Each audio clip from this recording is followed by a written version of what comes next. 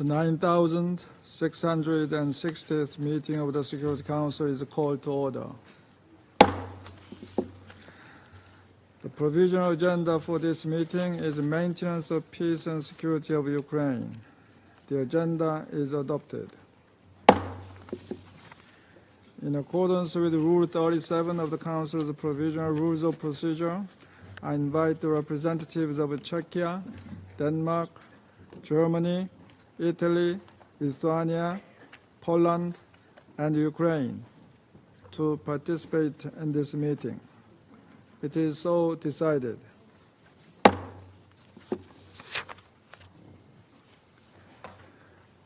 In accordance with Rule 39 of the Council's Provisional Rules of Procedure, I invite Ms. Rosemary DiCarlo, Under Secretary General for Political and Peace-Building Affairs, to participate in this meeting. It is so decided.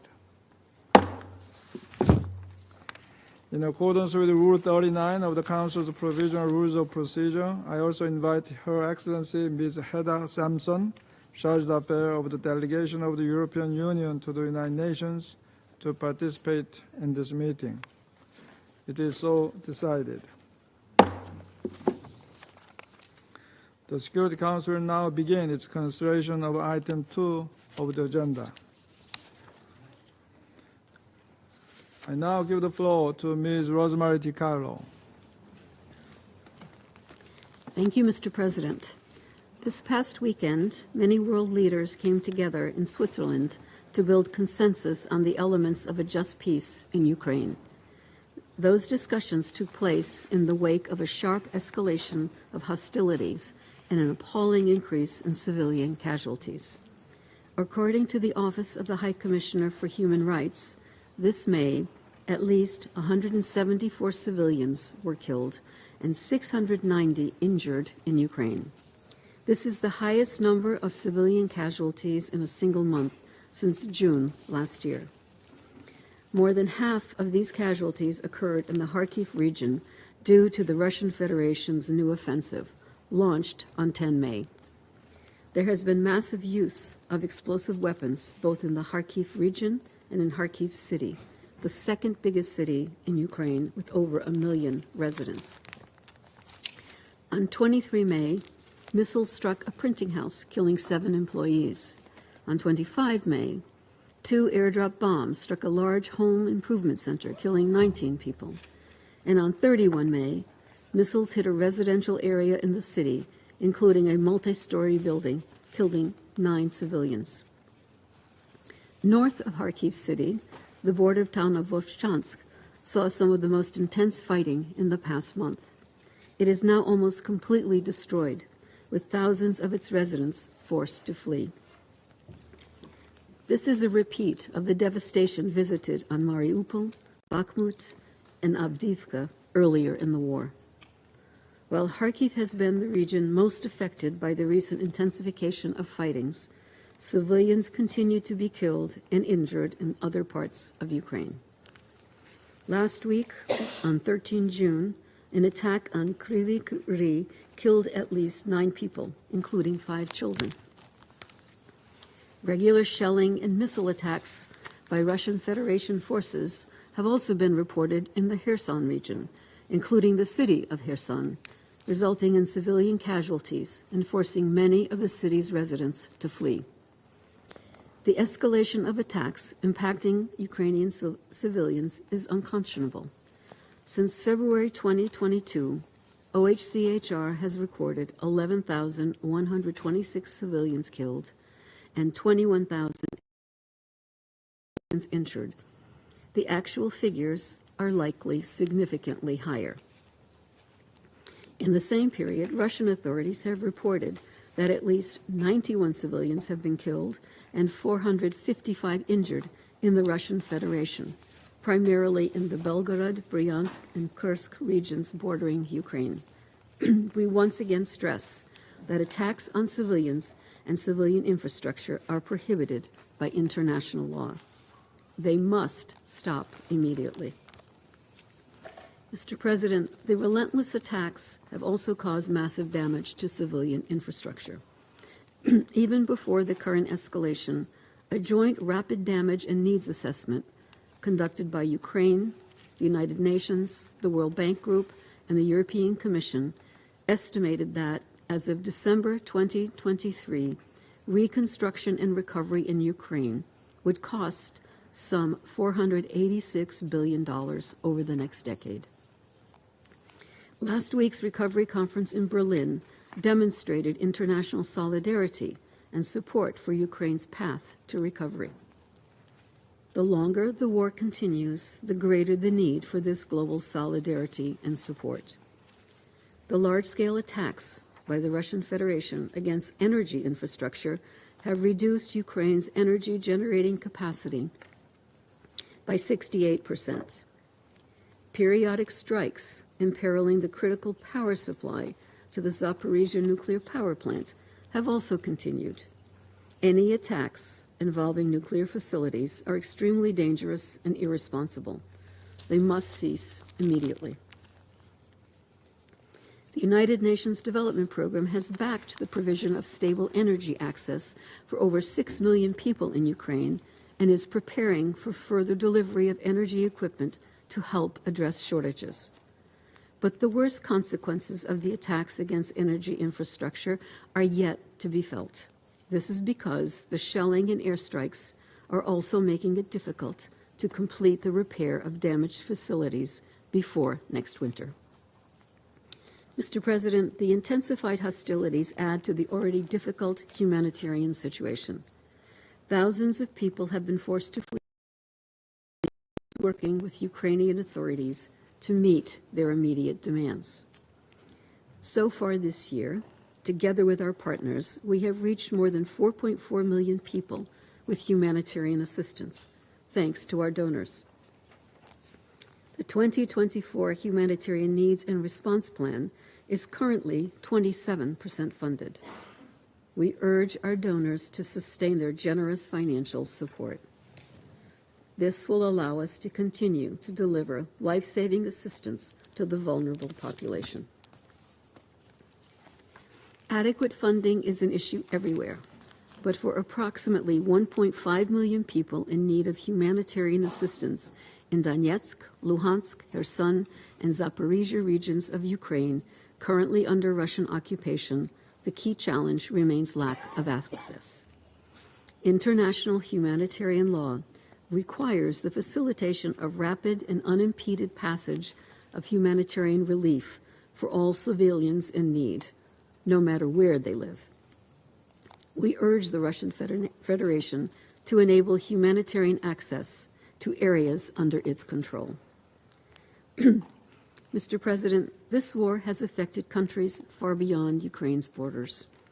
The latest global report on food crises shows that in 2023, nearly 282 million people in 59 countries faced high levels of acute food insecurity. This represents an additional 24 million people since 2022. This rise has been driven by unfavorable crop conditions for the 2024 harvest and damage to shipping infrastructure and disruptions in navigation in the Black Sea and elsewhere. Over 80% of global trade is by sea. The Black Sea is a critical route, estimated to account for over a quarter of grain trade. Much more needs to be done to mitigate risks, reduce transaction costs, and bring more stability in global agricultural markets. The UN has therefore highlighted the importance of stabilizing critical trade routes for agricultural products. Mr. President, the human rights situation in the regions of Ukraine under Russian occupation remains extremely concerning. OHCHR has interviewed dozens of people who recently fled these regions. They report increased pressure to obtain Russian passports linked to the Russian presidential decree of 27 April 2023. According to the decree, people without Russian citizenship in the occupied areas of Ukraine's Kherson, Zaporizhzhia, Donetsk, and Luhansk regions will be considered foreigners after 1 July 2024. International humanitarian law prohibits an occupying power from compelling the population in occupied territory to swear allegiance to it. This includes forcing the population to obtain the occupying power's citizenship. Further, OHCHR has interviewed hundreds of released Ukrainian prisoners of war who recounted systematic and widespread torture and ill treatment, including sexual violence. We welcome the prisoner exchange of 31 May, in which 150 people were released, and urge the parties to continue and scale up such exchanges. There must be accountability for all violations of international human rights and humanitarian law, wherever they occur, in line with international norms and standards. Mr. President, 2.5 years since the Russian Federation's full-scale invasion of Ukraine, there is no let-up in the killing and destruction. The broader region is less stable and safe, while other parts of the world watch nervously as they continue to feel the economic and political consequences of the conflict. At the same time, discussion on possible ways to peace are multiplying. In Switzerland, over the weekend, many voices stress the need to adhere to the principles of the UN Charter. I'd like to stress that these principles are as valid today as they were in 1945. The Secretary General has been consistent and clear, calling for a just, lasting, and comprehensive peace in Ukraine, in line with the UN Charter, international law, and relevant General Assembly resolutions. The United Nations welcomes and is ready to support all meaningful efforts and initiatives towards this end. Thank you. I thank Ms. DiCarlo for her briefing. I now give the floor to those council members who wish to make statements. I give the floor to the representative of Slovenia. Thank you very much, Mr. President. I'm pleased that Ms. DiCarlo was able to brief us today, and my country thanks her for her participation at the Peace Summit in Switzerland. It was important to have the United Nations represented at this event. Any peace begins and ends with the full respect of the UN Charter, international law, and relevant resolutions of the UN General Assembly. Mr. President, at the outset, I would like to congratulate Switzerland for hosting a successful summit on peace in Ukraine in Bürgenstock last weekend, attended by almost 100 delegations. A joint communiqué signed by the vast majority of them provides palpable groundwork for a process that should bring peace to Ukraine and stability to the wider region. Peace and stability that are desperately needed and cannot arrive too soon. For every day and week that diplomacy is postponed, drones are maiming civilians and ballistic missiles are destroying critical civilian infrastructure across Ukraine. Mr. President, we are obliged to a just peace for Ukraine. This peace process is not anti-Russian. However, one would be right if they would view it as a rejection of aggression. One would also be right if they would view it as an instance of rejecting the use of military force for achieving political goals over diplomacy. And one would first and foremost be right to see it as a voice for upholding the international law, including the UN Charter. Without respecting fundamental principles of sovereignty, independence, and territorial integrity, there cannot be a lasting and sustainable peace. As my President, Ms. Pilz-Musser, put it at the summit, and I quote, "The summit is a gathering of states firmly convinced that the international order, based on the fundamental principles of international law and friendly relations between states, must be preserved." End of quote. At the same time, Slovenia is aware that there cannot be peace without the involvement of and dialogue between all parties. We hope that the Russian Federation will demonstrate genuine willingness to end the war and engage in good faith in negotiations based on international norms. Mr. President, the Charter is a document that has survived many challenges through its 79 years. Based on experience from the war, it provides answers and guidance to solving international problems peacefully. But at no point it justifies the aggression as a way of ending disagreements. The UN and its Charter are the glue that holds this post-war collective security together. It is in none's interest to see this system erode and collapse. That is why we see this Peace Summit on Ukraine in Switzerland as a first step in restoring the integrity of the Charter. Yes, not all UN members were present, and the Russian Federation was missing, but it was a first step, an opening of peace discussions. We should bring these discussions here to the UN, where they belong, and hopefully Russian Federation will get on board. It is in the prime interest of us all, and especially of the permanent members of the Council, to have relevance of the Charter and relevance of the Council restored and reconfirmed. This should be first and foremost in the Russian interest. Mr. President, in order to provide people of Ukraine, and people of Russia for that matter, with a secure future, perhaps what this Council needs to start with is building trust. Thank you. I thank the representative of Slovenia for their statement. I now give the floor to the representative of the United States. Thank you, Mr. President, and thank you, Undersecretary General DiCarlo, for your briefing today. This past weekend, scores of delegates hailing from around the world gathered in Switzerland for the Summit on Peace in Ukraine.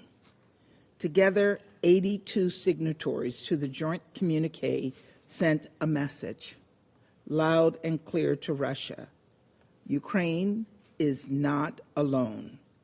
That together, we are committed to achieving a just and lasting peace, consistent with the principles and purposes of the UN Charter. Because the people of Ukraine, who for over 2.5 years have demonstrated extraordinary resilience, resourcefulness, resolve, deserve nothing less. This summit allowed last week's Reconstruction Conference in Germany, which convened over 1,500 representatives from governments, businesses, and civil society to mobilize support for the Ukraine's recovery. It was an important step toward addressing the devastating impacts of Russia's unjust war on the people across Ukraine. And it offered an opportunity for Ukraine, in collaboration with a diverse set of countries and organizations, to agree on a potential framework for a future peace settlement with Russia that is in line with the UN Charter.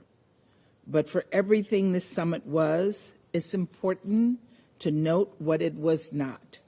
Namely, the summit was not a formal negotiation. After all, a negotiated end to the war will require both Russia and Ukraine at the table in good faith. And at no point in more than 2 years has the Kremlin demonstrated a good faith effort to engage Ukraine in peace talks or to end the war. Instead, Russia has continued to carry out massive missile and drone strikes, resulting in civilian casualties in Kharkiv. It has forcibly transferred or deported thousands of Ukrainian children and unjustly detained thousands more Ukrainian civilians. And it has sharply escalated its attacks on Ukraine's energy grid, taking more than 9 gigawatts of power generation capacity offline since February of 2024. For reference, that's enough energy to power over 6 million homes. Let's call it what it is. The Kremlin wants Ukraine to accept an unjust peace that rewards Russia's aggression while facing the barrel of a gun. It is, as Vice President Harris said at the Geneva summit, and I quote, an outrageous attempt to subjugate a free people and an attempt to wipe a sovereign state off the map, unquote. Indeed, while dozens of organizations gather to discuss humanitarian assistance and a plan to rebuild Ukraine's civilian infrastructure, Putin was preparing to discuss military arms with Kim Jong-un. And just days ago, Russia launched a total of 4 possible non-North Korean supplied ballistic missiles toward Ukraine, 2 on June 15th and 2 more on June 16th. Instead of adhering to Council resolutions, Russia flagrantly violates them. All the while, Russia's so-called peace plan, released just days before states gathered in Switzerland, fools no one. Demanding Ukraine withdraw from its internationally recognized territory before considering negotiations mocks the very principle this organization was created to reject, that countries may not acquire territory through force. Again, to quote Vice President Harris at the summit, President Putin is not calling for negotiations. He is calling for surrender. The Russian representative has himself used this language. Last April, in this very chamber, he said, and I quote, "Soon the only topic for any international meeting on Ukraine will be the unconditional surrender of the Kiev regime," end quote. Colleagues, we must urge Russia to come to the table ready for constructive, fair dialogue. But we must also ensure Ukraine is at the head of that table and in the strongest possible position. Any discussion about a negotiated settlement is, at its core, a discussion about Ukraine's future. A sovereign Ukraine should be the party leading these discussions, period. All of us would expect the same if we were in Ukraine's position. Therefore, those countries interested in promoting a durable peace rooted in the UN Charter must engage closely and directly with Ukraine and must urge Russia to cease this senseless war. To that end, we regret that, adding insult to injury, China released its own quote-unquote peace plan, one formulated without any buy-in from Ukraine itself. If China is genuinely interested in supporting the peace process, we would welcome its help. It can start by ending its support to Russia's defense industrial base. Without the substantial quantities of machine tools, microelectronics, optics, and UAV and cruise missile technology provided by China, Russia would struggle to sustain its war of aggression. What's more, China can join the international community in demanding accountability for atrocities committed in Ukraine and against the Ukrainian people. There can be no lasting peace without justice for the victims of Russia's aggression. Finally, all of us must increase our efforts to support the recovery, reconstruction, reform, and modernization of Ukraine. And I'm proud that the United States at last week's Reconstruction Conference pledged $824 million to help rebuild Ukraine's energy infrastructure. Colleagues, Russia started this brutal, unprovoked war against Ukraine, and Russia could end it at any time. But until that day, we must stand by Ukraine as it seeks a just and lasting peace, consistent with the UN Charter. Thank you, Mr. President. I thank the representative of the United States for their statement. I now give the floor to the representative of Switzerland. Monsieur le Président, je remercie la secrétaire générale adjointe Rosemary DiCarlo pour son intervention. Nous remercions les Nations Unies pour leur soutien sans faille depuis le début de cette guerre à la recherche d'une paix guidée par le droit international, notamment les principes de la Charte des Nations Unies et par les résolutions de l'Assemblée générale. Nous devons avoir le courage de construire la paix. Et pour ce faire, nous devons en parler. Le 15 et le 16 juin, plus de 100 pays du monde entier, d'organisations internationales et de représentants religieux se sont réunis pour discuter de comment lancer un processus de paix basée sur le droit international et notamment la Charte des Nations Unies. Ceci constitue un signal clair en faveur d'une paix juste et durable en Ukraine. Nous tenons à remercier tous ceux et toutes celles qui ont accepté notre invitation et qui ont contribué à la réussite de ce sommet au Bürgerstock. Pour la première fois, nous avons discuté de la paix en Ukraine au plus haut niveau. Les discussions de ces 2 jours ont été l'occasion d'écouter des idées différentes, d'apprendre des expériences des uns et des autres et de proposer des solutions possibles. Ces discussions ont permis de mieux comprendre les points de vue pour en dégager une vision commune. Le communiqué commun, adopté par la grande majorité des pays participants, représente un résultat concret du sommet. Nous continuons à recevoir des adhérents et invitons tous les pays à le soutenir. Les positions formulées conjointement fournissent le cadre autour duquel de nouvelles discussions devraient avoir lieu. Il est important qu'une vision commune ait été établie sur les 3 objectifs clés suivants. Premièrement, l'utilisation sûre et sécurisée des centrales et installations nucléaires ukrainiennes et l'inadmissibilité de toute menace ou utilisation d'armes nucléaires. Deuxièmement, la navigation commerciale libre, complète et sûre et l'accès aux ports maritimes de la mer Noire et de la mer d'Azov. La sécurité alimentaire ne doit en aucun cas être militarisée. Troisièmement, tous les prisonniers de guerre doivent être libérés dans le cadre d'un échange complet. Tous les enfants ukrainiens déportés et déplacés illégalement, ainsi que tous les autres civils ukrainiens détenus arbitrairement, doivent retourner en Ukraine.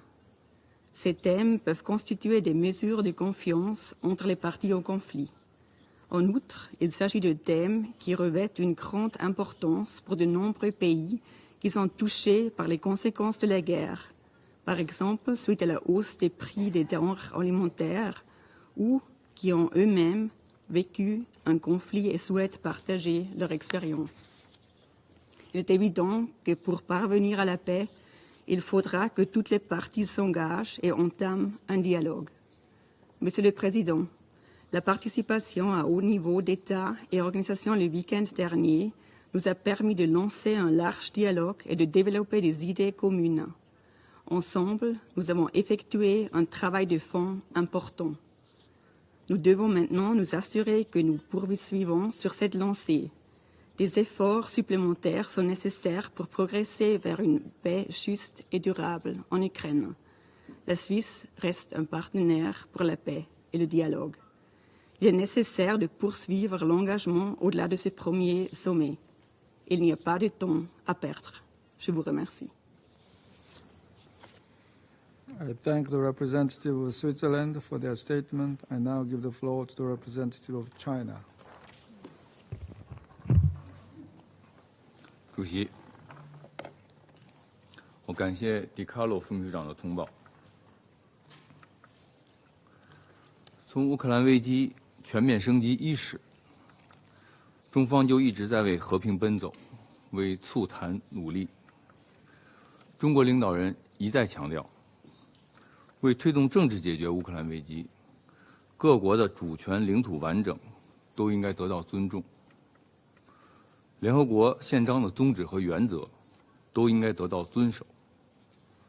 各国合理安全关切都应该得到重视。一切有利于和平解决危机的努力都应该得到支持。令人担忧的是，乌克兰的战火仍在延宕，尚未看到停息的迹象。战斗每持续一天，造成的伤亡就会增加一些；冲突每持续一天，升级甚至失控的风险就会上升一些。尽快停火止战，早日恢复和平，建立均衡、有效、可持续的欧洲安全框架，符合有关各方的共同利益，也是国际社会的共同期盼。一段时间以来，包括中国在内的有关方面，为推动乌克兰危机政治解决，提出不少倡议和主张。这既是国际社会和平努力的一部分，也是为最终促成和谈过程中的重要步骤。我们希望所有这些倡议、主张、努力汇聚在一起，能够促进冲突当事方的和平意愿，强化国际社会劝和促谈的势头，并最终推动问题的政治解决。前不久，为鼓励和支持有助于缓和局势的努力，中国和巴西共同提出关于乌克兰危机的6点共识，强调对话谈判是解决危机的唯一可行出路。各方应为恢复直接对话创造条件，推动局势降温缓和，直至达成全面停火。6点共识符合大多数国家的共同期盼，反映当前国际社会围绕乌克兰危机能够形成的最大公约数，也得到了世界上许多国家的响应。我们希望有更多的国家能够支持6点共识，能够共同为和平努力奔走。主席，中方所有外交努力释放的信息是一致的，那就是劝和促谈，政治解决。历史早已证明，任何冲突的终点都是谈判桌。我们呼吁冲突当事方展现政治意愿，相向而行，早日开启和谈。我们同时呼吁有关国家秉持客观公正立场，能够为此创造有利条件。我们特别要呼吁美国能够为早日结束战争、恢复和平发挥积极作用，而不是继续的加剧冲突升级，挑动阵营对抗，破坏国际团结。中方愿继续同有关各方保持接触、沟通，为推动政治解决危机做出不懈努力，发挥建设性的作用。谢谢主席。I thank the representative of China for their statement. I now give the floor to the representative of Sierra Leone. Mr. President, I thank you for convening this briefing, and I also thank UNSC DiCarlo for our briefing. The conflict in Ukraine has been ongoing for nearly 2.5 years, with a continuously deteriorating humanitarian and security situation, resulting in massive loss of lives and destruction of critical infrastructure. On the political situation, we note that between the 15th and 17th March 2024, elections are conducted in the Donetsk, Luhansk, Kherson, and Zaporizhia regions of Ukraine, which are unilaterally being declared as part of the Russian Federation on 29 September 2022, after the reported conduct of referenda between 23rd and 27th September 2022. With respect to the reported referenda, Sierra Leone recalls that in March 2024, United Nations General Assembly adopted Resolution ES 11/4 on October 12, 2022, which noted that the, quote, Donetsk, Kherson, Luhansk, and Zaporizhia regions of Ukraine are areas that in part are or have been under the temporary military control of the Russian Federation as a result of aggression in violation of the sovereignty, political independence, and territorial integrity of Ukraine, end of quote. We also take note of previous UNGA resolution, including 68/262, which also addressed a referendum conducted on 16 March 2014 in the Autonomous Republic of Crimea and the city of Sevastopol, and the call for non-recognition of any alteration of their status on the basis of the referendum. Accordingly, we express serious concern regarding the decision to hold external electoral exercise in the annexed regions within Ukraine's internationally recognized borders, noting that such actions are not in tandem with the provisions of the UN Charter, in particular Article 2, Paragraph 4, and has serious implications on the peaceful resolution of the conflict in Ukraine. In this context, we also recall Security Council Resolution 2202, reaffirming its full respect for the sovereignty, independence, and territorial integrity of Ukraine. Premised on the above, Sierra Leone agrees and aligns itself with UN Secretary General's instructive statement of 29 September 2022, in which he recalls that any annexation of a state's territory by another state resulting from the threat or use of force is a violation of the principles of the UN Charter and international law. Mr. President, while we note the pronouncement of the parties to the conflict of their readiness to dialogue, it is clear that for genuine peace to be achieved, the sovereignty, unity, and territorial integrity of Ukraine has to be respected. In view of the above, it is imperative that direct engagement between both parties take place sooner than later. A military solution to the conflict in Ukraine is clearly not feasible. As we navigate the complexities of the conflict in Ukraine and its multidimensional global repercussions, we reiterate that the conflict has strained global political and economic relations and heightened geopolitical tensions with serious implications for international cooperation on critical socio-economic and developmental issues, in addition to the maintenance of international peace and security. The erosion of trust and cooperation between nations has also led to a breakdown in negotiations on critical global issues such as arms control, nuclear non-proliferation, cybersecurity, and trade agreements, posing additional challenges for the maintenance of international peace and security. Sierra Leone once more called for good faith diplomatic efforts in pursuit of a peaceful resolution of the conflict. Meaningful steps must be taken towards immediate cessation of the hostilities and parties to the conflict to engage constructively, including on their legitimate concerns, to find a political and diplomatic solution as envisaged in Article 33 of the UN Charter. It is important that we also continue to highlight the devastating effects of this conflict on civilians and civilian infrastructure. We reiterate OCHA reports indicating that 14.6 million people, about 40% of Ukraine's population, need some form of humanitarian assistance, while approximately 9.7 million people have been forcibly displaced by the war.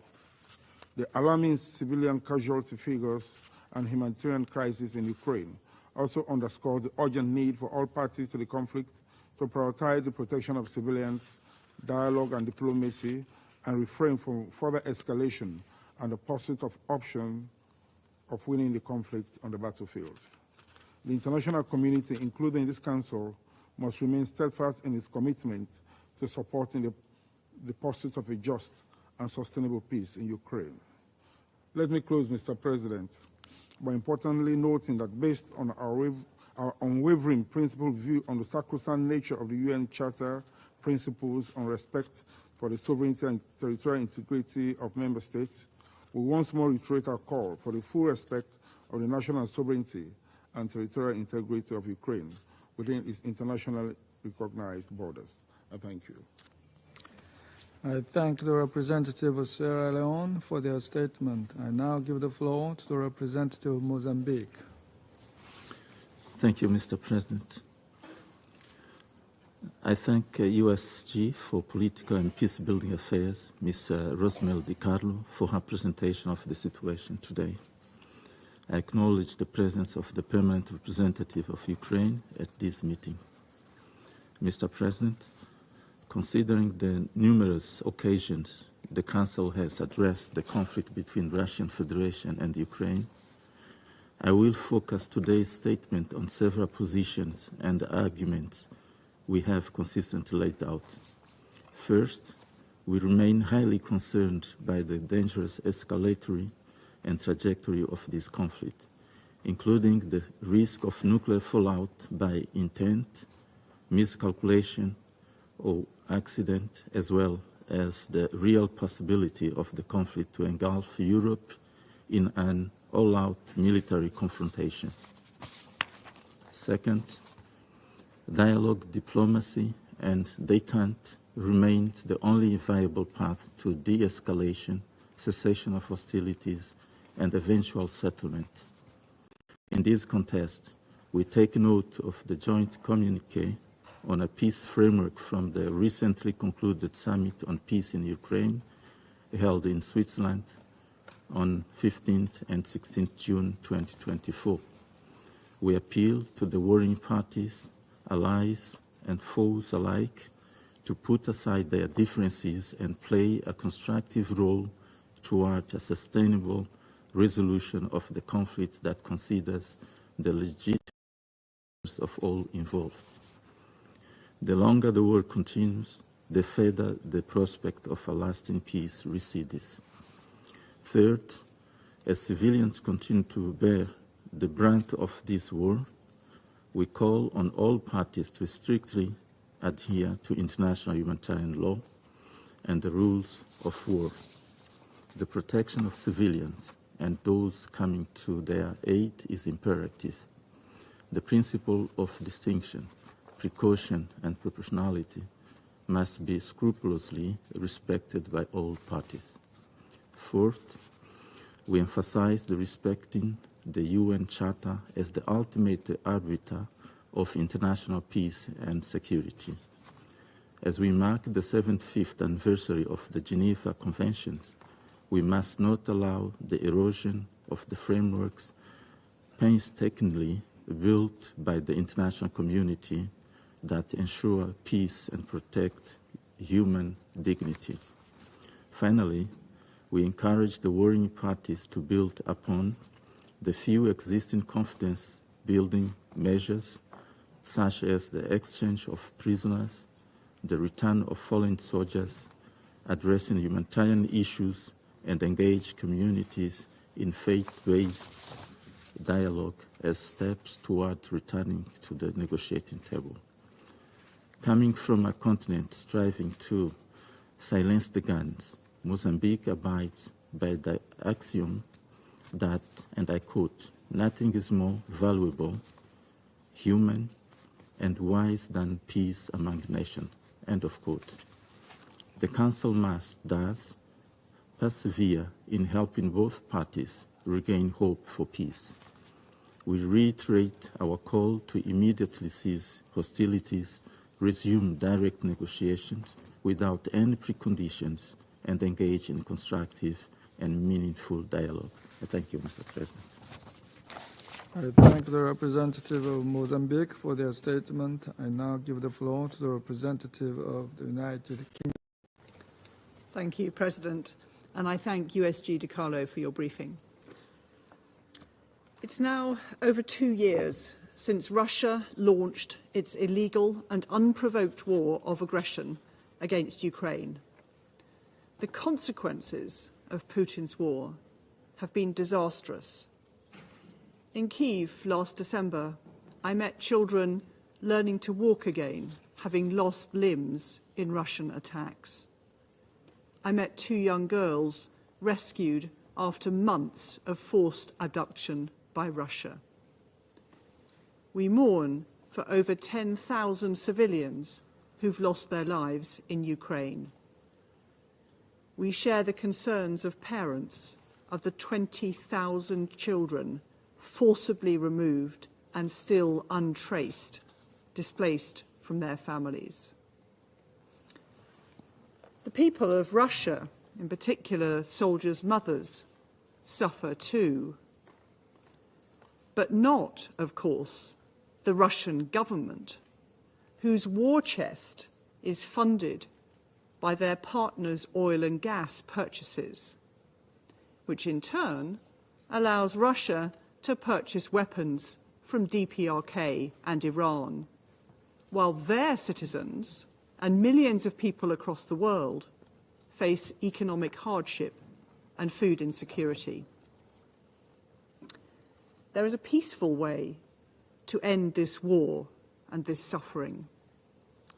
Last weekend in Switzerland, 100 countries and institutions met to discuss peace, and an end to the war based on international law, the UN Charter principles, and President Zelensky's own proposals.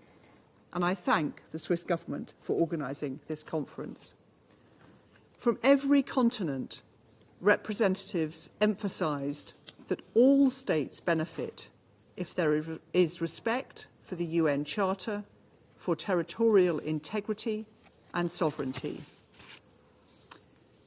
It showed too how we could take the first steps towards peace now, including on food security, nuclear safety, and the return of Ukrainian children. But Putin spurned this opportunity. He dismissed the peace summit. He actively sought to undermine it.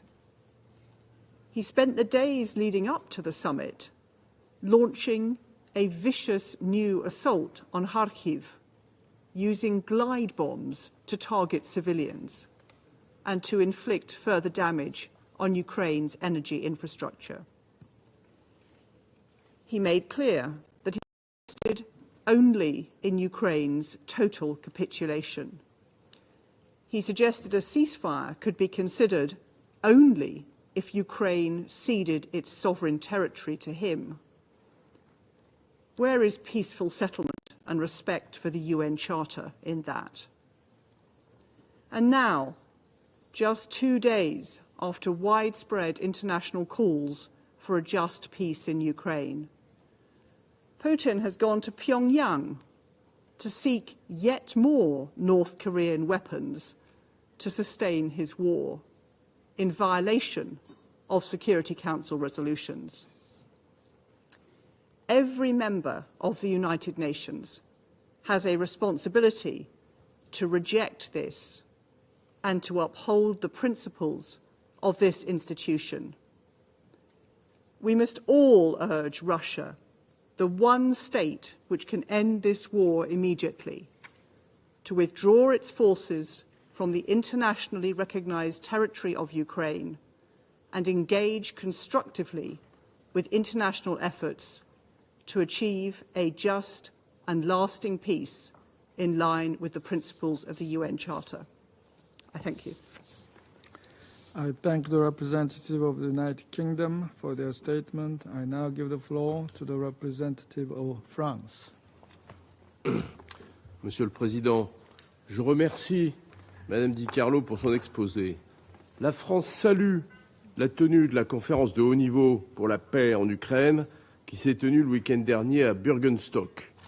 Une centaine de pays se sont réunis pour définir ensemble les fondements de ce que doit être une paix juste et durable. La communauté internationale a pu ainsi travailler à des solutions concrètes en matière de sécurité et de sûreté nucléaire, de sécurité alimentaire et de protection des civils. Pendant que nous étions réunis pour rechercher un chemin vers la paix et faire face aux conséquences de la guerre d'agression conduite par la Russie, celle-ci a intensifié ses frappes contre le territoire ukrainien en ciblant délibérément les civils et en bafouant les droits des prisonniers de guerre. Les violations massives des droits de l'homme commises par la Russie en Ukraine sont documentées. Des cas de déportation et d'enlèvement d'enfants ukrainiens ont été vérifiés par les Nations unies. La commission d'enquête a établi que le recours aux violences sexuelles par l'armée russe relevait d'une politique systématique. Monsieur le Président, la Russie n'a cessé de dénigrer le sommet pour la paix qui vient de s'achever et dissuader les pays qui étaient invités d'y participer. Nous l'avons entendu dénoncer la prétendue partialité de l'initiative en présentant ce dialogue comme une tentative d'ultimatum à son égard. Elle qui, à la veille de l'ouverture de la conférence, a fixé comme condition à des pourparlers la reddition pure et simple de l'Ukraine. Les actes de la Russie montrent qu'elle ne souhaite pas négocier de bonne foi et qu'elle assimile la paix à une capitulation de l'Ukraine. Notre responsabilité collective est d'appeler la Russie à cesser son agression, à revenir au respect du droit international et à rejoindre le cadre de discussion qui a été inauguré à Bürgenstock. Les appels à la paix ne peuvent être tournés que vers la Russie. C'est elle seule qui, décidant chaque jour de continuer sa guerre, porte atteinte à la paix et à la sécurité internationale. Monsieur le Président, la paix ne peut être la capitulation de l'agressé. Des négociations de paix ne sont possibles que si elles se fondent sur le droit international. Elles ne peuvent consister à prendre acte de l'agression d'un État souverain, de la violation de ses frontières internationalement reconnues et de la banalisation du recours illégal à la force. Ce serait la reconnaissance de l'état de fait, de la loi du plus fort et la fin du droit international. Le chemin que la communauté internationale a dessiné à Bürgenstock est celui de la paix aux frontières de l'Ukraine et de la Russie.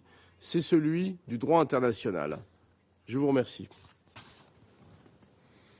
I thank the representative of France for their statement. I now give the floor to the representative of Malta. Thank you, President. I also thank USG DiCarlo for her briefing. The ongoing war of the Russian Federation against Ukraine continues to cause large-scale human suffering and destruction with wide-ranging consequences across the globe.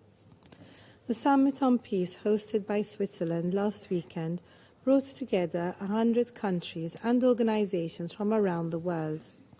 This robust participation demonstrates the willingness of the international community to achieve a lasting peace in Ukraine, based on the core principles of the UN Charter and in respect of international law.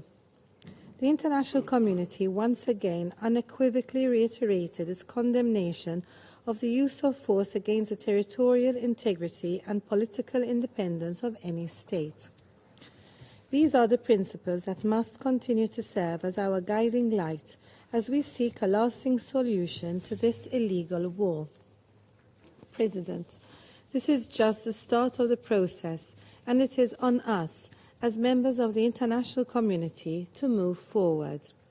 An impasse in our peace efforts would perpetuate instability and jeopardize global food security and economic stability.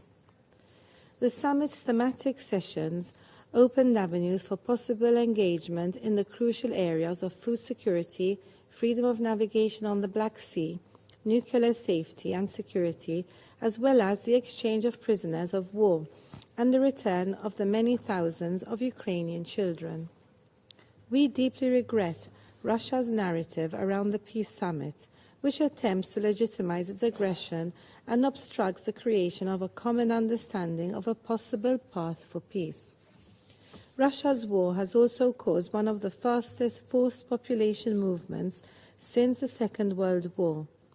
Close to 6 million Ukrainians are still living as refugees across Europe, and another 4.9 million are internally displaced.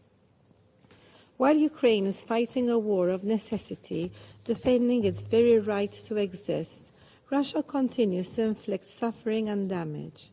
The recent offensive against the Kharkiv region has caused unmeasurable suffering to civilians and made their homes uninhabitable.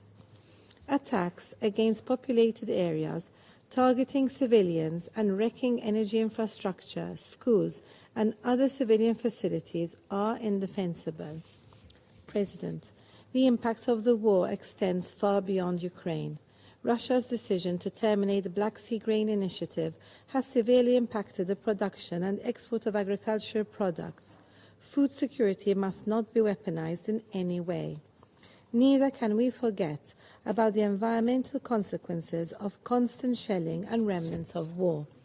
Furthermore, the Russian Federation's illegal seizure and militarization of the Zaporizhzhia nuclear plant, the largest nuclear plant in Europe, has threatened nuclear safety and security across the continent.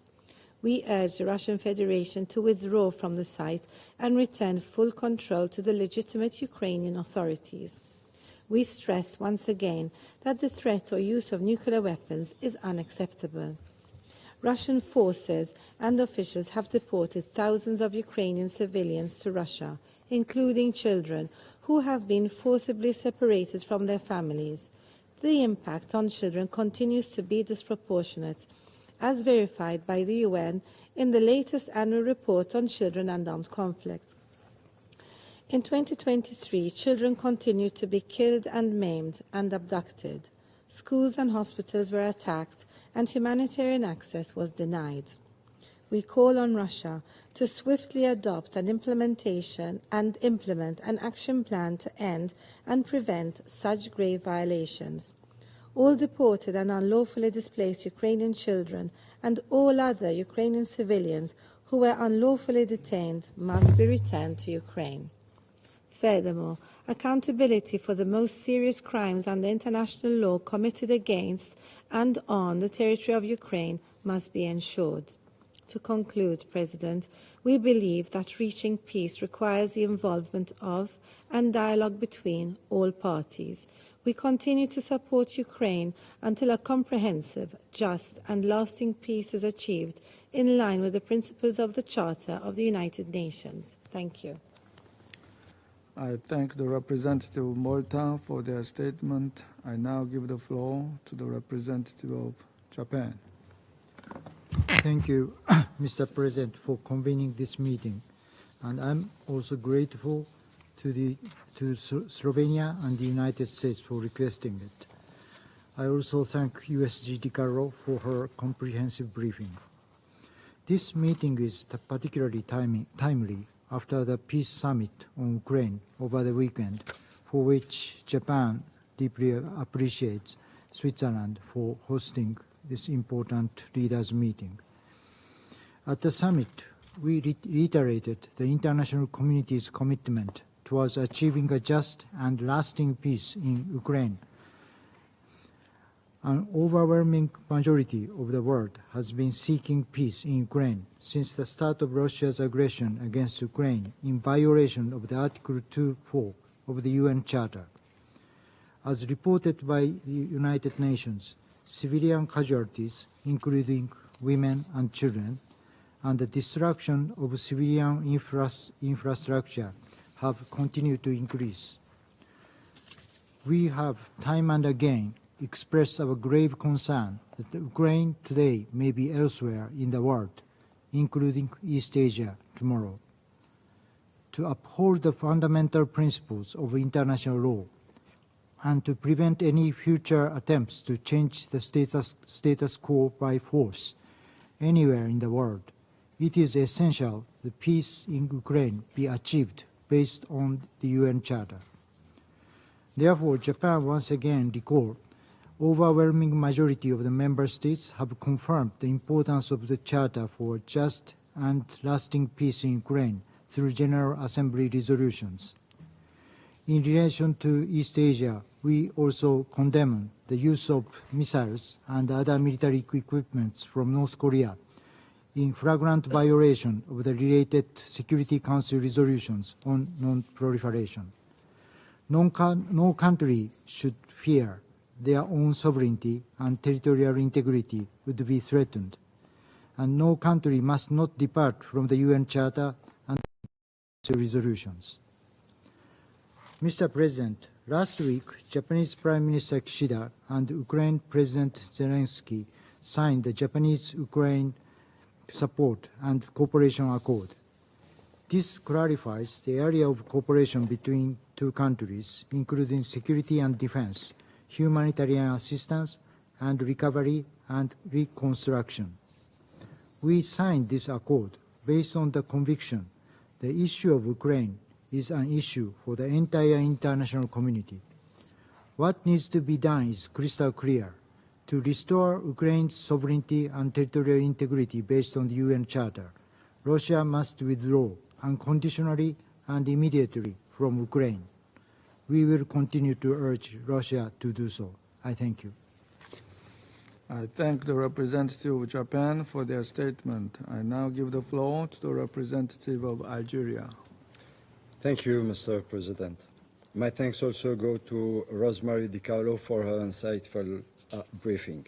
Mr. President, there are no reason whatsoever that could justify the damages caused by conflict, including the killing of civilians, the suffering of refugees and internally displaced persons, and other harms affecting civilian population.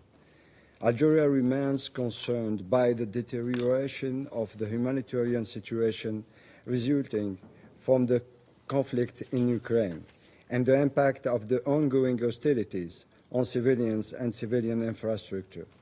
The parties should continuously endeavor to protect civilian and civilian infrastructure, including critical energy infrastructures. They also have to constantly comply with their obligation under international law, including international humanitarian law, and to refrain from any action that could endanger civilian and civilian infrastructure. Moreover, the party of the conflict need more than ever to hold back the escalation trend and to give inclusive dialogue the chance it deserves to achieve a peaceful solution, to bring back peace and security in Ukraine and in the region at large. There is no alternative to a peaceful settlement of this conflict. Such a settlement can only be achieved through an inclusive and constructive dialogue involving both parties to this conflict. It has also to be based on the purposes and principles of the UN Charter that no one can question and the legitimate Security Council of both parties. Escalations may only result in more tensions and more casualties and losses, as it takes us away from any prospect for sustainable peace and so those polarizations. It is imperative for the Security Council to stay focused on how to resolve this conflict by tackling the most important urgent question merely: how to immediately stop the loss of lives and destruction of civilian infrastructures, and how to end the hostilities and maintain peace and security, how to achieve a just and lasting solution to this conflict. This should direct our compass. I thank you. I thank the representative of Algeria for their statement. I now give the floor to the representative of Guyana. Thank you, Mr. President. I thank USG DiCarlo for the briefing and also welcome the participation of the permanent representative of Ukraine in today's meeting. Guyana takes note of the intensified diplomatic efforts being made this month, including the Peace Summit in Switzerland, to respond to the humanitarian and security situation in Ukraine and to find a peaceful and enduring resolution to the ongoing conflict. We hope that a path to enduring peace will soon be found, with the firm commitment of both parties and the support of the international community. President, Guyana remains deeply concerned about the devastating impact of the ongoing conflict in Ukraine. We deplore the mounting civilian casualties sustained in this war and see the risk of a major catastrophe growing exponentially with each passing day. The illegal invasion of Ukraine has already caused untold loss and destruction of life and property and has led to a humanitarian and refugee crisis that is considered to be the largest and fastest displacement crisis in Europe since World War II. The war has also had a detrimental impact on energy, nuclear security and safety, the environment, and global food security, and is yet to show any signs of ending. We stress the need to immediately end the hostilities and for the Russian Federation to withdraw its military forces from the internationally recognized borders of Ukraine. Prolonging this war any further will only increase the already dire consequences for the civilian population and global peace and security. As member states of the United Nations, we demand that the parties fully comply with their obligations under international law, including international humanitarian law and international human rights law.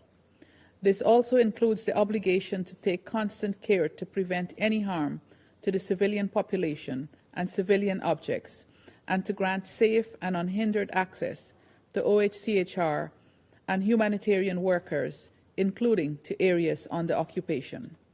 Guyana has been clear and consistent in reaffirming full respect for the purposes and principles of the United Nations Charter and the territorial integrity and sovereignty of Ukraine. We therefore reiterate that the principles of respect for sovereignty, territorial integrity, non-interference in the internal affairs of another sovereign state, the prohibition on the threat or use of force, and the peaceful resolution of all disputes must be adhered to by all nations. We commend the ongoing efforts of neighbouring and friendly states to provide humanitarian support to Ukraine, including to Ukrainian refugees trapped overseas, and call for increased support for the humanitarian needs and response plan. We also encourage further intensification of diplomatic dialogue with the parties to de-escalate hostilities and work towards sustainable peace. With this in mind, we look forward to the follow-up to the Peace Summit held in Switzerland and other positive initiatives that could bring reprieve to those suffering from the daily assault of weapons in Ukraine and Russia. Guyana once again urges this Council to work together to pave the path toward peace and to put an end to the suffering in Ukraine. I thank you, Mr. President. I thank the representative of Guyana for their statement. I now give the floor to the representative of Ecuador. Gracias, señor presidente. Agradezco a la secretaria general adjunta, Rosemary DiCarlo, por su detallada exposición informativa. El Ecuador lamenta que luego de más de 2 años de iniciada la invasión a Ucrania, aún no se vislumbra el final del conflicto.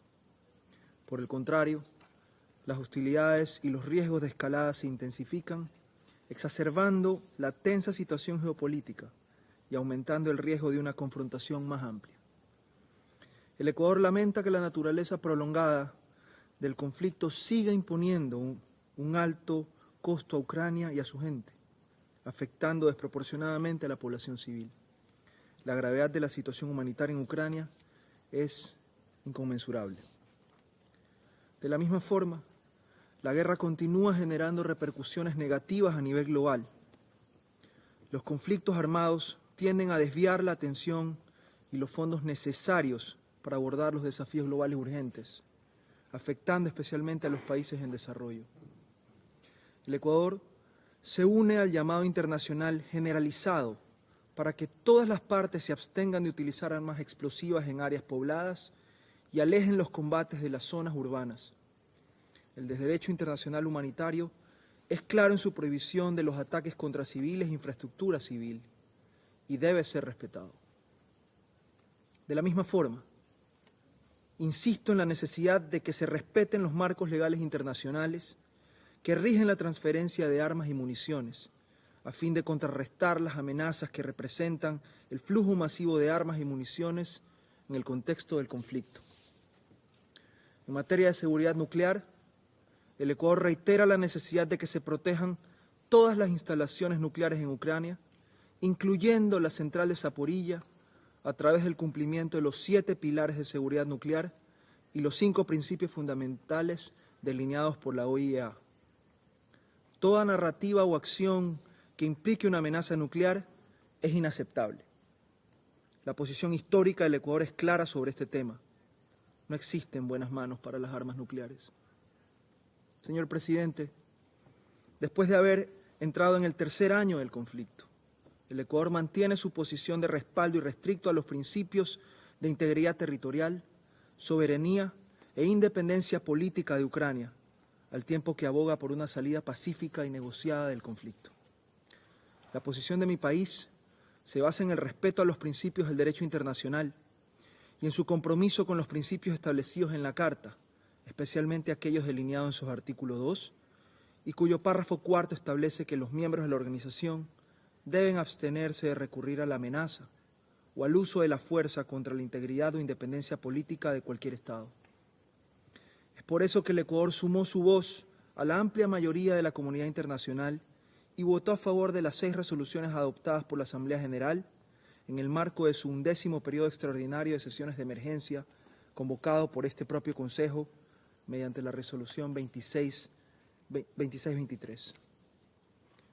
En esa lógica, el Ecuador llama a la Federación Rusa a que cumpla con lo dictaminado por la Corte Internacional de Justicia en marzo del 2022 y que suspenda sus operaciones militares en Ucrania para dar paso al diálogo, a la diplomacia, como vías legítimas y efectivas para la búsqueda de la paz.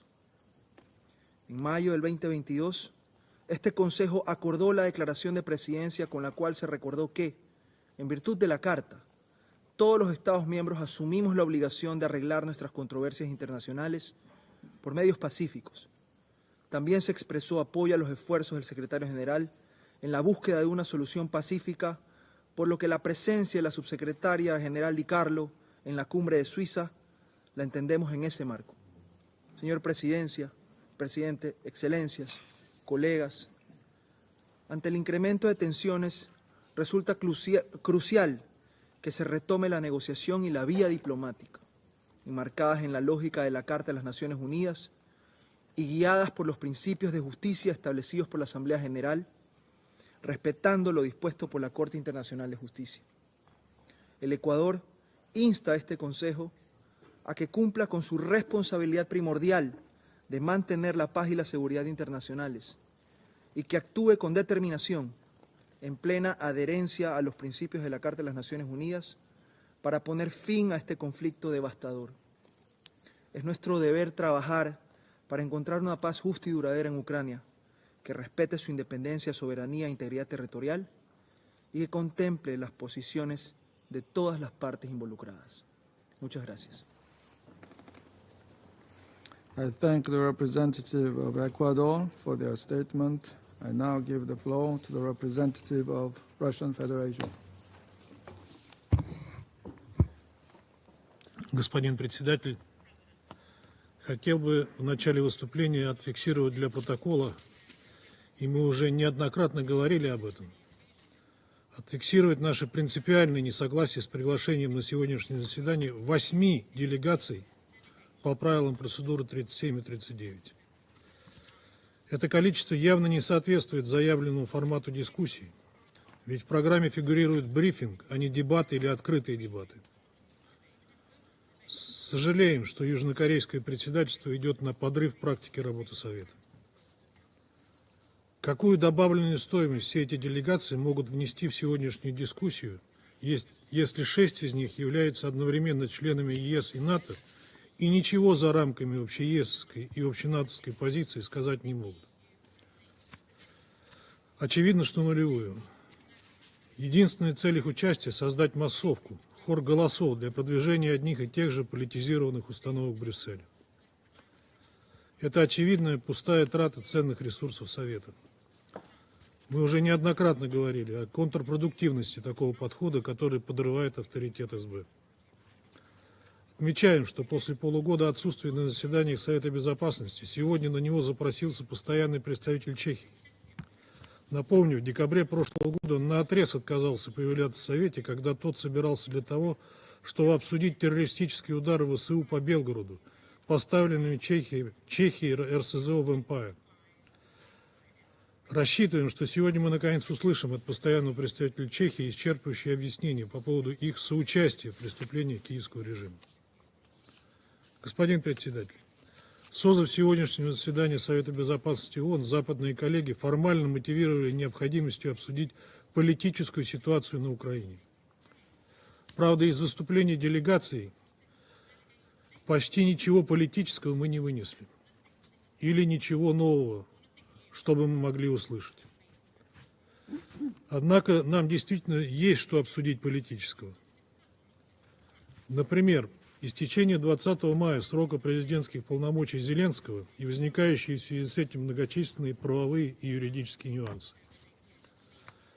Все чаще проскальзывает в западных СМИ спекуляция о возможных преемниках. Кого и какой орган Украины сейчас рассматривать в качестве легитимного представителя? Кто с правовой точки зрения легитимен для участия в переговорах о мире на Украине? Это важный вопрос, но об этом никто не говорит. Разве кто-то из сегодняшних выступавших поднял вопрос о причинах конфликта? О продолжающихся масштабных притеснениях русскоязычного населения, насаждении безапелляционной русофобии, противоречащей Уставу ООН и Декларации о принципах международного права, касающихся дружественных отношений и сотрудничества между государствами в соответствии с Уставом ООН от 1970 года, где закреплено, что принцип уважения территориальной целостности применим к государствам, соблюдающим в своих действиях принцип равноправия и самоопределения народов, и вследствие этого имеющие правительство, представляющее весь народ, проживающий на данной территории. Никто, кроме нас, не говорил и не говорит в Совете Безопасности о правах русскоязычных граждан, без учета мнения которых, согласно упомянутым документам, невозможна полная поддержка территориальной целостности страны. Сожалеем, что этот тезис не находит отражения и в выступлении секретариата ООН. Мы слышали сегодня от британского представителя слова сочувствия мирным украинцам, включая детей. За все это время, с 2014 года, когда киевский режим начал войну против своих собственных граждан на Донбассе, мы не слышали ни слова сочувствия детям Донбасса, которых беспощадно убивало ВСУ и нацбатальоны. А ведь мы проводили заседание Совета Безопасности и заседание по формуле Ария, где демонстрировали, какие травмы получали дети Донбасса от ударов ВСУ, и это помимо убитых Украиной детей. Где же тогда было ваше сострадание? Как нет его у вас и ваших западных партнеров, когда ВСУ целенаправленно бьет по мирному населению российских городов?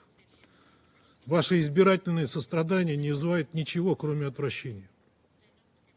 Как мы неоднократно говорили, мы начали СВО, чтобы прекратить и остановить резню, которую киевский режим устроил против населения Донбасса. Господин председатель, еще один вопрос. Говорили ли члены СБ, ратующие за обсуждение прав человека в Совете Безопасности при любом удобном случае, о судьбе Украинской Православной Церкви? Нет, не говорили. Однако в наши дни, при полном молчании со стороны международных организаций, разрушаются православные храмы, а священники канонической Украинской Православной Церкви подвергаются гонениям по политическим мотивам. По статистике, которой бравирует Служба безопасности Украины, по состоянию на декабрь 2023 года возбуждено более 70 уголовных дел против священнослужителей УПЦ, 16 из которых митрополиты. В отношении 19 из них вынесены обвинительные приговоры. Буквально месяц назад, несмотря на массовые протесты, по указанию киевских властей, вопреки протестам общественности, снесена часовня на месте древнейшей десятинной церкви в Киеве. На данный момент киевский режим нацелен исключительно на обслуживание геополитических интересов Запада, поскольку только это гарантирует ему политическое выживание. Социально-экономическая ситуация для нынешних властей в Киеве сейчас не важна, поскольку они временщики. Однако и она стремительно деградирует. Люди массово бегут с Украины за границу, спасаясь от развернутой киевским режимом мобилизации, которую в стране прозвали могилизацией. Они не желают пополнять ряды обреченного на верную гибель пушечного мяса. Только по официальным данным Украина уже покинула порядка 6 миллионов человек. Буквально вчера появилась информация о том, что в Германию в полном составе сбежал Киевский симфонический оркестр. Нередки аналогичные случаи среди спортсменов. Процветает коррупция, гуманитарная помощь расхищается, СМИ действует жесточайшая цензура. Цены на продукты питания и тарифы на жилищно-коммунальные услуги повысились в десятки раз, что поставило простой народ на грань выживания. Среди украинского населения растет возмущение происходящим. Согласно данным Киевского международного института социологии, большинство украинцев видят причину ухудшения экономической ситуации и деградирующее положение дел с демократией в действиях властей. Одновременно члены НАТО во главе с США в лучших неоколониальных традициях фактически занимаются разграблением Украины, за бесценок скупая ее ресурсные, промышленные и сельскохозяйственные мощности. Отъявленный русофоб сенатор Линдси Грэм недавно открыто заявил, что Киев, цитирую, «сидит на критически важных полезных ископаемых стоимостью 10-12 триллионов долларов. Я не хочу отдавать эти деньги и активы Путину, чтобы он поделил их с Китаем. Эти минеральные активы могут быть освоены Украиной и Западом». Конец цитаты. Примечательно, что Запад, беспокоящийся за возврат вложенных в конфликт на Украине средств, все больше говорит о кредитах, которые украинцам придется возвращать. Интересно, знают ли об этом сами украинцы? Господин председатель, сегодня мы не услышали про все эти неудобные вопросы для Киева и западных спонсоров. Сюжета о политической ситуации ни слова. Ведь они созвали это заседание с единственной целью – попытаться оживить мертвую лошадь. псевдомирную и псевдоглобальную конференцию в Бюргенштоке. Для любого здравомыслящего наблюдателя было с самого начала очевидно, что она обречена на провал. Ведь ее организаторы и вдохновители думали обо всем, что угодно, но точно не о мире. Да и о каком мире может идти речь, если единственной целью сходки было собрать массовку для того, чтобы выдвинуть России ультиматум якобы от лица международного сообщества. Но лукавым чаяниям тех, кто стоял за созывом Бюргенштока, не суждено сбыться. Во-первых, большинство приглашенных раскусило эту примитивную интригу и отказалось участвовать. Во-вторых, многие присутствующие высказались в ее ходе совсем не так, как планировали организаторы. В том числе они прямо сказали, что попытки что-либо обсуждать без России бессмысленны. Видимо, с учетом этого, а может быть в силу внутриполитических причин, основные вдохновители сходки США, Германия, Франция и Япония покинули конференцию раньше, чем она завершилась. В итоге даже украинские представители были вынуждены признать, что подходы Запада и остального мира по украинскому кризису серьезно отличаются. Количество и география участников наглядно продемонстрировали, что выхлоп от нее получился нулевой. Никакого политического веса итоги всех этих встреч не имеют и не могут быть никакой отправной точкой для хоть сколько-то серьезного разговора о перспективах урегулирования украинского кризиса. Такие узкие междусобойчики могут собираться хоть десяток раз, однако мир они не приблизят. Сожалеем, что в этой сходке приняли участие представители секретариата ООН, лукаво назвав это участием в качестве наблюдателя. Это недопустимо в соответствии со статьей 100 Устава ООН. Господин председатель, президент Российской Федерации 14 июня озвучил реальное мирное предложение. Напомню, речь идет о нейтральном, неблоковом, безъядерном статусе Украины и ее демилитаризации, денацификации, признании новых территориальных реалий, статуса Крыма, Севастополя, Донецкой и Луганской народных республик, Херсонской и Запорожской областей как субъектов Российской Федерации. В дальнейшем все эти базовые принципиальные положения должны быть зафиксированы в виде фундаментальных международных договоренностей. Естественно, это предполагает и отмену всех западных санкций против России. Кроме того, с учетом сказанного нами ранее о системном попрании прав и свобод человека неонацистским режимом, при любом разговоре о перспективах урегулирования конфликта важно также учитывать, что Киев должен отменить свои законодательные акты и иные решения, носящие русофобский характер, в том числе запреты на русский язык во всех сферах жизни, навсегда отказаться от прославления нацизма. Необходимо заставить Украину вернуться в правовое поле, чтобы гарантировать права и свободы всего населения Украины, включая ту его часть, которая говорит на русском языке. Мы слышали, что руководство западных стран и НАТО поспешило это мирное предложение отвергнуть. Для нас это не стало сюрпризом. Эти отказы просто подтверждают стратегическую слепоту западных столиц. Нечто похожее мы наблюдали в конце 2021 года, когда США, НАТО и Европа отвергли предложенные Россией проекты договоренностей по гарантиям безопасности. Призываем западных коллег не повторять своих ошибок и прислушаться к голосу разума. В противном случае политическая и моральная ответственность за продолжение кровопролития будет на них. Очевидно, что реалии на земле на линии боевого соприкосновения будут и дальше меняться не в пользу киевского режима, и условия для начала переговоров будут другими. Российские предложения нацелены не на заморозку конфликта, а на его реальное завершение. Это позволит перевернуть эту трагическую страницу истории и постепенно, шаг за шагом, начать восстанавливать отношения доверия и добрососедства между Россией и Украиной и в целом в Европе.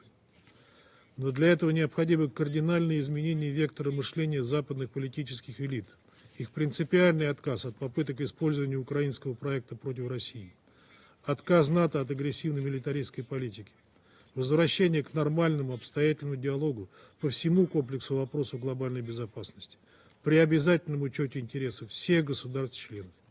Это единственный путь для того, чтобы избежать дальнейшей эскалации. Призываем ему последовать, пока не поздно. Благодарю вас.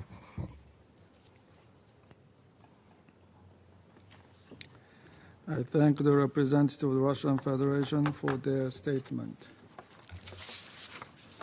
I shall now make a statement in my capacity as the representative of the Republic of Korea.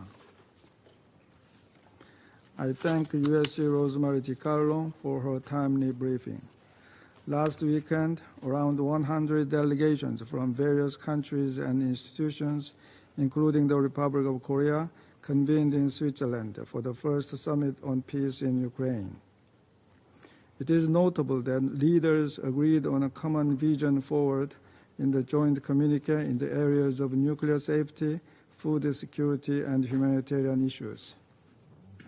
My delegation also notes that a variety of views on ways to end this war were exchanged during the summit, and we believe that this summit laid important groundwork toward achieving lasting peace in Ukraine. Also last week, a series of high-level conferences, including the G7 summit in Italy and the Ukraine Recovery Conference in Germany, demonstrated a shared sense of urgency for stopping this war. However, it is dismaying that Russia continued its attacks against Ukrainian cities, including Kiev, with missiles and drones, even as global leaders were meeting last week. All wars eventually end, and so will the war in Ukraine. However, the way the war in Ukraine ends will largely determine the future of global politics and define the security architecture in Europe and beyond. As such, we stress three basic principles that must be upheld in ending the war in Ukraine. First, the UN Charter and international law should be the bedrock for all future talks, as also set out in the joint communique of the Summit on Peace in Ukraine. In particular, Ukraine's sovereignty and territorial integrity must be respected. In this light, I urge Russia to recall the UN General Assembly resolutions adopted by the overwhelming majority of member states, condemning Russia's invasion of Ukraine and declaring that its annexation of Ukraine's territories have no validity under international law. Second, accountability should be thoroughly pursued in order to demonstrate our collective will to preserve humanity and squash impunity. We welcome the holding of the Ministerial Conference on restoring justice for Ukraine in the Netherlands last April to take stock of the establishment of an accountability mechanism. In the same vein, we support ongoing efforts, including by the Independent International Commission of Inquiry on Ukraine, established by UN Human Rights Council, to collect evidence of war crimes and other atrocities in Ukraine. Third, international assistance to Ukraine should be ramped up to show our resilience against armed aggression. As Ukraine is struggling to defend itself against Russia's illegal invasion, it is clear which party should be supported. In this light, we will continue to support Ukraine and its people based on the Peace and Solidarity Initiative signed by our two leaders last year. In vivid contrast, supporting Russia's illegal invasion is both immoral and may even constitute a violation of Security Council resolutions, as in the case of illicit arms transactions between Russia and DPRK. In fact, at this very moment, Russia's President Putin is in Pyongyang at the invitation of the North Korean leader Kim Jong-un. While carefully watching the first visit of the Russian president to DPRK in 24 years, we cannot help but be deeply worried that Moscow, having already destroyed the global CCTV monitoring DPRK sanctions violations, may further intensify its dangerous military deals in Pyongyang. Not only what Russia receives from this deal, but also what North Korea gets in return may pose a significant threat to international peace and security. Now that this illegal and perilous military cooperation between these two countries has emerged as a grave international security concern in Europe, Asia, and beyond, as demonstrated by the recent G7 leaders' condemnation of this act, it will be met with a resolute response from the international community. Colleagues, The Republic of Korea's modern history provides an eloquent example of the international community defending the spirit of the UN Charter and the Security Council playing its role against unprovoked armed aggression. Indeed, I am proud to say that my country is a model for the power of international cooperation and global solidarity. As such, we reiterate our strong commitment to standing alongside the Ukrainian people until they achieve a just and lasting peace in their lands. I resume my function as President of the Council. I now give the floor to the representative of Ukraine. Well, thank you, Mr. President, distinguished members of the Security Council. I would like to thank Under-Secretary General DiCarlo for her briefing and participation in the high-level summit on peace for Ukraine as a representative of the UN Secretariat in the observer status. I also recognize the continued occupation of the seat of the Soviet Union by the dictator's envoy. His country was not present at the peace summit as it remains unwilling to give up the language of ultimatums and to accept and implement the language of international law